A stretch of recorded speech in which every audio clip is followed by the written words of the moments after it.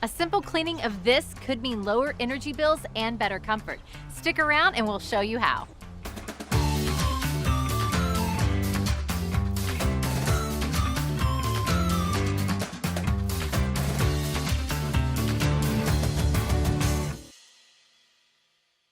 Welcome to At Home with the EPB Energy Pros, where we help you find all the ways to save energy and money. I'm Carrie, and today we're tackling a simple but powerful project, cleaning the coils on your HVAC unit. And to help us out, I've got our Energy Pro Haven here to guide us through it. Hi, Haven. Hey, Carrie, great to be here. All right, so Haven, we're talking about something most people never think about, but it could be driving up their energy bills: dirty HVAC coils. So what's the big deal? Well, your HVAC coils are what transfer heat in and out of your home. If they're dirty, they can't do their job properly, which means your system has to run longer and work harder. A dirty coil can increase your energy use by as much as 30% or more, depending on the level of buildup. Not to mention, more wear on your unit and less comfort inside your home.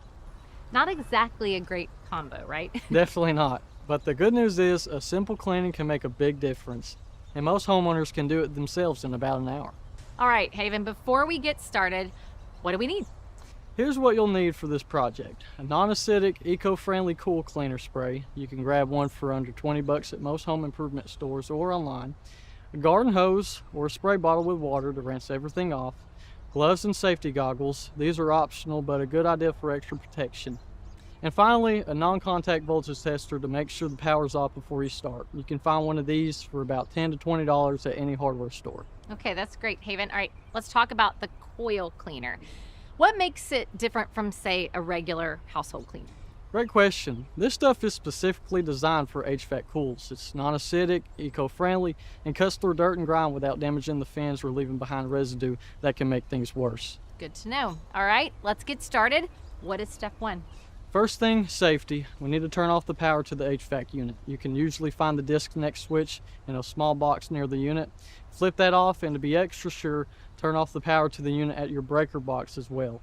To confirm the power is off, you can use a non-contact voltage tester, which is a simple tool that detects electrical current. It's a great way to stay safe before you start working. All right, yeah, we definitely don't want this thing turning on while we're working on it. Can you show us how a voltage tester works before we move on? Absolutely. First, I always recommend testing your voltage tester on something you know has power, like an active outlet, just to make sure it's working. Then, without touching any wires, hold the tester close to the wiring or components inside the unit. If it lights up or beeps, that means there's still power flowing. So stop right there and double check that the power is turned off. Now, let's test our HVAC unit.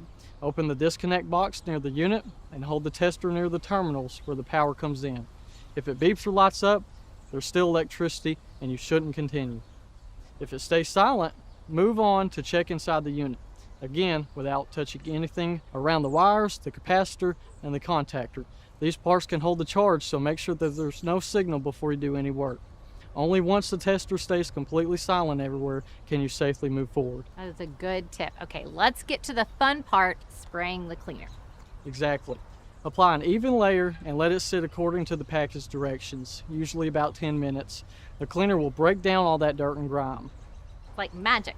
All right, anything we need to be extremely careful of or pay extra attention to? Yes, avoid getting cleaner on electrical components and never ever use a pressure washer. That can bend those delicate fins and damage the coils.